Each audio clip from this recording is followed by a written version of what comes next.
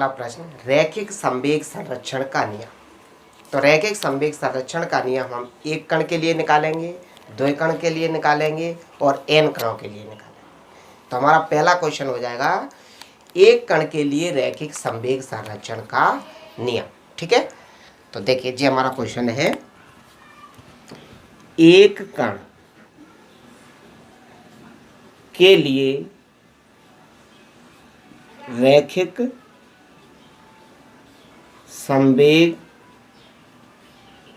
संरक्षण का नियम लिखिए।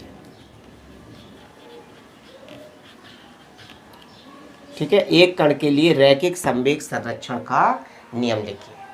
तो देखिए इसकी डेफिनेशन बहुत ही सिंपल सी हो जाएगी कि बाह्य बल की अनुपस्थिति में किसी कण का रैखिक संवेग संरक्षित रहता है। यदि उस कण पर कोई बाहरी बल आरोपित नहीं किया गया है तो उसके संवेग में कोई परिवर्तन नहीं होता है। ठीक है, तो देखिए हम इसको कैसे करेंगे।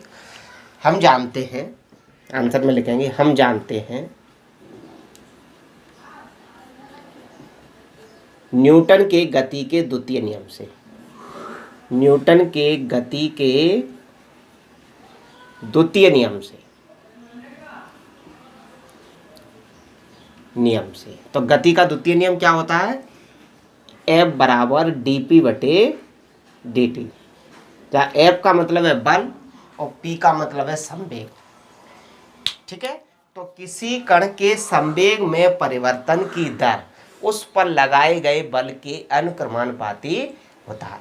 ठीक है, यहाँ अनुक्रमानुपाती हटाते थे तो हम एक नियतांक लगाते थे k और k का मान होता था 1, तो यही आ जाता था F बराबर dp बटे dt। क्लियर। अब देखिए क्या बाह्य बल लगाना नहीं है तो बल का मान कितना होगा, 0। तो लिखेंगे बाह्य बल की अनुपस्थिति में F बराबर क्या हो जाएगा, 0। यानी बाह्य बल नहीं लगाया तो बल कितना लगाया, 0। ये वैल्यू इसमें रख दें तब क्या हो जाएगा, इधर कर रहा हूं, तब 0 बराबर dp बटे dt। हम इसका क्रॉस प्रोडक्ट कर दें, त्रिज्या गुणा कर दें तो ये आ जाएगा dp बराबर 0। समझ गए, क्योंकि dt का 0 में गुणा होगा तो ये बन जाएगा 0। ठीक है, इसका समाकलन कर दें। देखिए समाकलन करने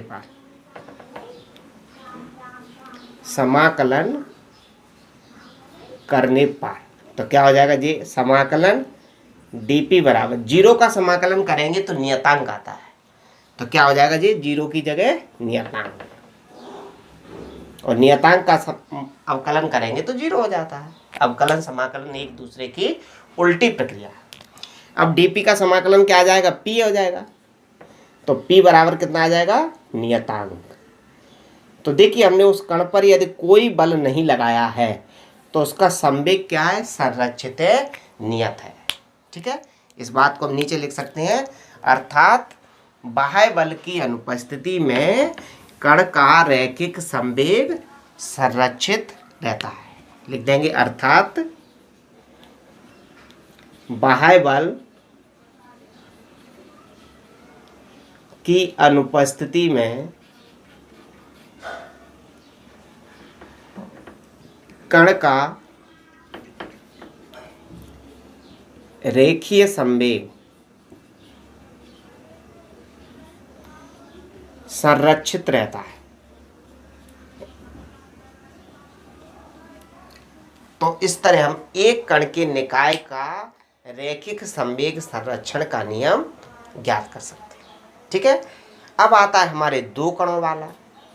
ये एक कण वाला तो मैं पहले भी पढ़ा चुका हूं, पिछले चैप्टर में भी था, लेकिन यहाँ भी इसको डबल से दिया गया है तो इधर भी मुझे पढ़ाना था। तो अब आता है द्वि कणों के निकाय का रैखिक संवेग संरक्षण। तो हमारा अगला प्रश्न है द्विकण निकाय का रैखिक संवेग संरक्षण का नियम। ठीक है, तो दूसरा क्वेश्चन बनता है,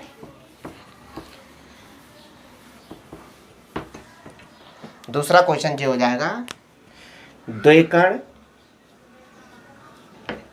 निकाय का रैखिक संवेग संरक्षण का नियम। ये हमारा क्वेश्चन बन गया। द्विकण निकाय का रैखिक संवेग संरक्षण का नियम, यानी कि अब हमारा जो निकाय है वो दो कणों से मिलकर बना है। तो मैं समझता हूँ एक कण का द्रव्यमान है m1 और दूसरे कण का द्रव्यमान m2, ऐसे समझ लीजिएगा। मान लीजिएगा एक कण ये हो गया जिसका द्रव्यमान है m1 और इसका वेग मान लीजिए v1, दिशा नहीं लगाओ। दूसरा कोई कण है जिसका द्रव्यमान है m2 और इसका वेग है v2। देखिए हम इन पिंडों पर ये पूरा मिलके एक निकाय बन गया।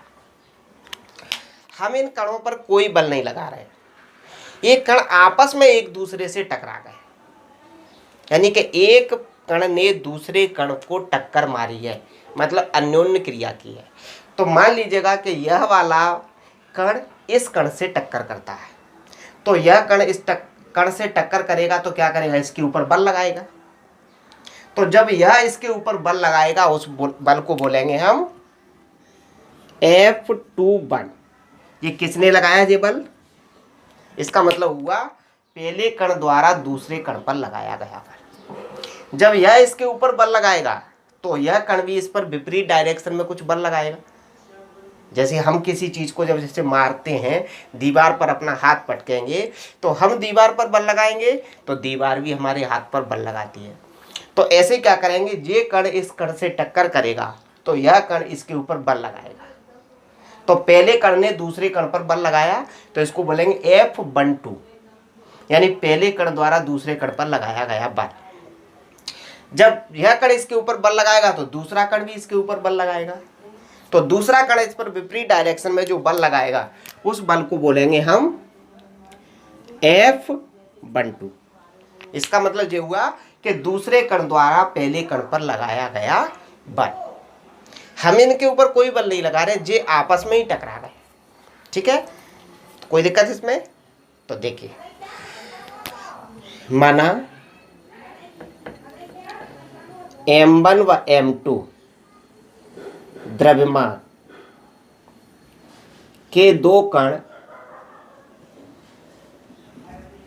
एक दूसरे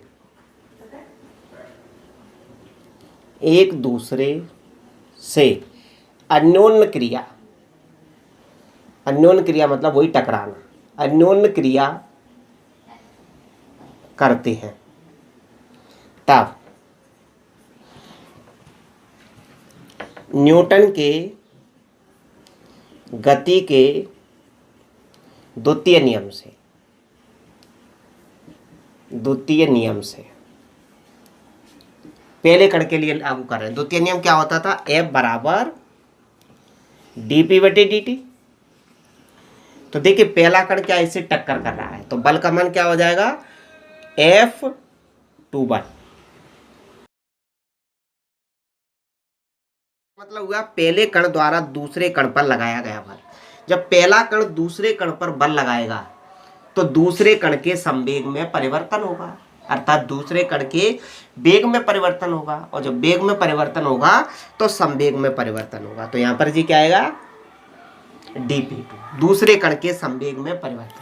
जब पहला कण दूसरे कण पर बल लगाएगा तो दूसरे कण के संवेग में परिवर्तन होगा। संवेग में क्यों परिवर्तन होगा, क्योंकि वेग में परिवर्तन होगा, और संवेग बराबर क्या होता है, द्रव्यमान इंटू वेग। ठीक है, तो पहले कण द्वारा दूसरे कण पर लगाया गया बल बराबर दूसरे कण के संवेग में परिवर्तन। ठीक है, इसी प्रकार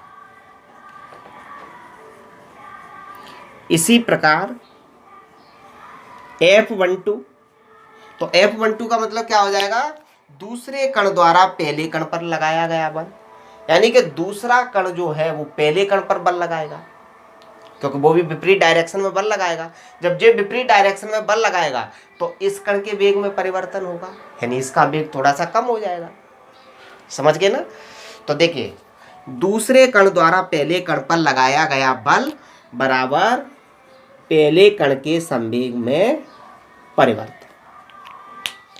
ठीक है, जब P1 और P2 क्या है, पहले और दूसरे कण के संवेग। ठीक है, तो देखिए लिख दे रहा हूं मैं इस बात को, जहां P1 पहले कण का संवेग और P2 दूसरे कण का संवेग, दूसरे कण का संवेग। ठीक है। अब गति के तृतीय नियम से, अब गति के तृतीय नियम से, तृतीय नियम से, गति का तृतीय नियम क्या होता है आप सभी जानते हैं। प्रत्येक क्रिया के बराबर तथा विपरीत प्रतिक्रिया होती है।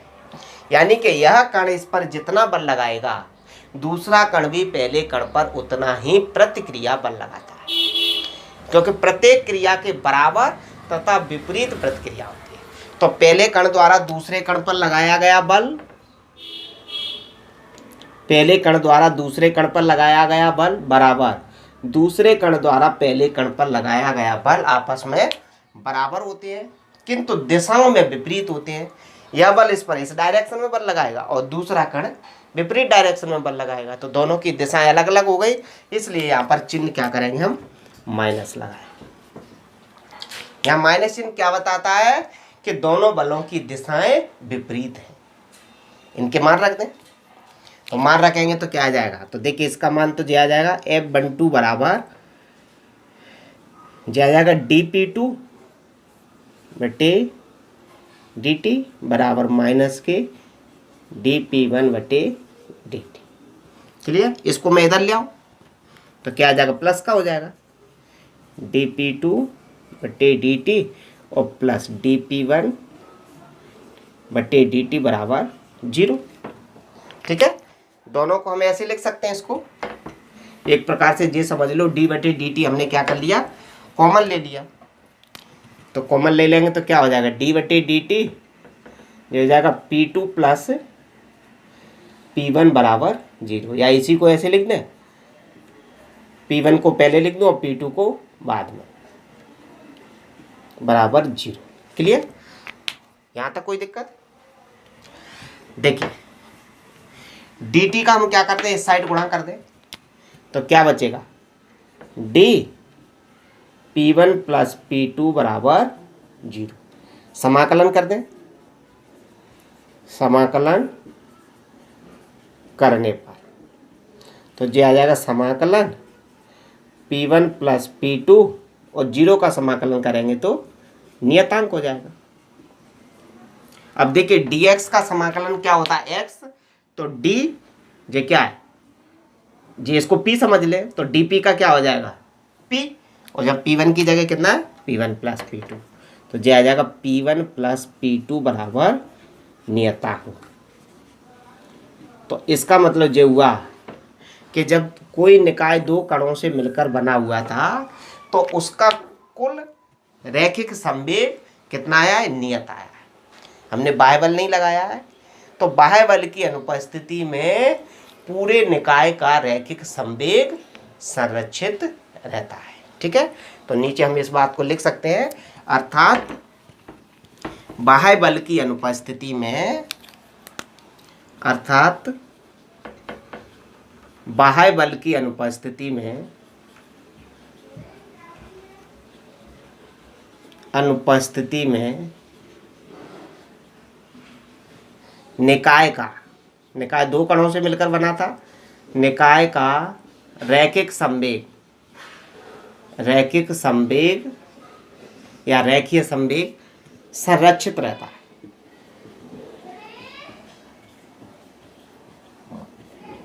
संरक्षित रहता है। ठीक है। तो इस तरह हम दो कणों के निकाय का रैखिक संवेग संरक्षण बता। अगला क्वेश्चन है, एन कणों के निकाय का रैखिक संवेग संरक्षण का नियम। यानी कोई निकाय एन कणों से मिलकर बना है। देखिए पहले एक कण लिया, दो कण लिया, अब दो से अधिक कण हो सकते हैं। ठीक है। तो किसी निकाय में 2 से अधिक कण हैं, मतलब उसको हम n कणों का लेके चलेंगे। ठीक है, तो मान लीजिएगा कि कोई निकाय n कणों से मिलकर बना है, जिनके द्रव्यमान m1, m2, m3 dash mn तथा उनके वेग क्रमशः v1, v2, v3 dash vn है। इसी बात को हम लिख रहे हैं कि माना कोई निकाय n कणों से मिलकर बना है, स्मॉल n भी ले सकते हैं, n कणों से मिलकर बना है, ठीक है, जिनके द्रव्यमान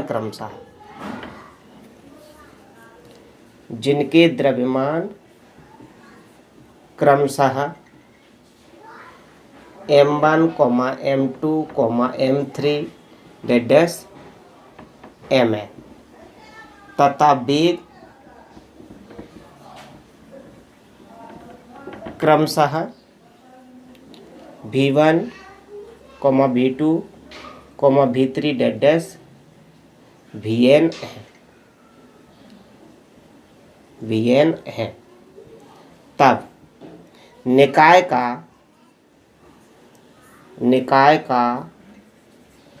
कुल संवेग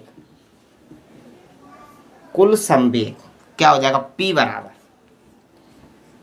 तो सभी कणों के संवेगों को जोड़ दें तो क्या हो जाएगा, p1 plus p2 plus p3 plus dash pn, यानी सभी कणों के संवेगों को जोड़ देंगे तो पूरे निकाय का संवेग आ जाएगा।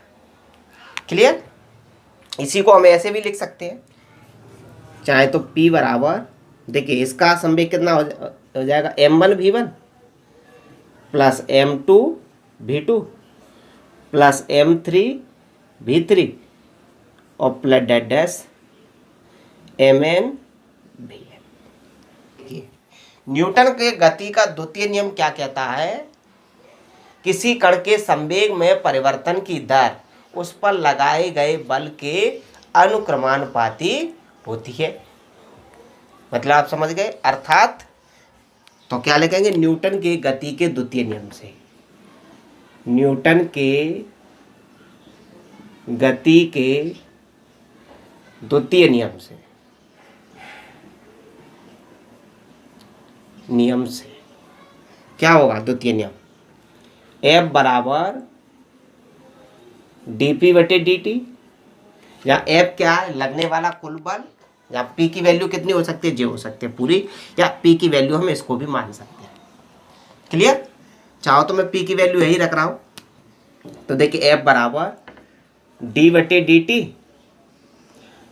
P की जगह P1 plus P2 plus P3 plus dash Pn, 0 बाह्य बल की अनुपस्थिति में, बाह्य बल की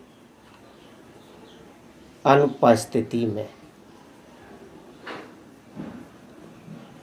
अर्थात F बराबर 0, तब क्या आ जाएगा जी, 0 बराबर d बटे dt P1 plus P2 plus P3 और प्लस डैश P। ठीक है, देखिए dt का तो इधर गुणा हो जाएगा, तो क्या बचेगा हमारे पास, जी बचेगा d P1 plus P2 plus P3 plus dash Pn और बराबर 0, क्योंकि dt का इधर गुणा होगा 0 में तो 0 हो जाएगा, तो 0 बराबर इतना बचेगा, लेफ्ट को राइट, राइट को लेफ्ट में लिख दिया। अब क्या करते हैं, समाकलन कर दें, समाकलन करने पर तो क्या हो जाएगा, समाकलन करेंगे तो देखिए इधर ही लिख दे रहा हूं, समाकलन करने पर तो ये आ जाएगा समाकलन का चिन्ह d P1 plus P2 plus P3 plus dash Pn और बराबर इसका क्या हो जाएगा, 0 का समाकलन नियतांक। ठीक है, देखिए dx का समाकलन क्या होता है, x होता है तो dp का क्या हो जाएगा, p हो जाएगा। जब p की जगह क्या है जी, पूरा p1 प्लस p2 यानी पूरा ब्रैकेट, तो जी कितना बचेगा, p1 plus p2 plus p3 plus dash pn बराबर नियतांक। तो इसका मतलब ये हुआ कि बाह्य बल की अनुपस्थिति में निकाय का रैखिक संवेग संरक्षित रहता है। लिख देंगे, अर्थात बाह्य बल की अनुपस्थिति में निकाय का, चाहे निकाय कितने भी कणों से मिलकर बना हो, निकाय का रैखिक संवेग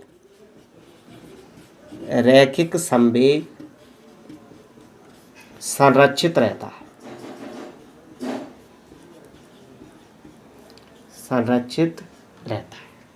ठीक है। तो इस तरह हम एक कण, दो कण और n कणों के निकाय का रैखिक संवेग संरक्षण का नियम बता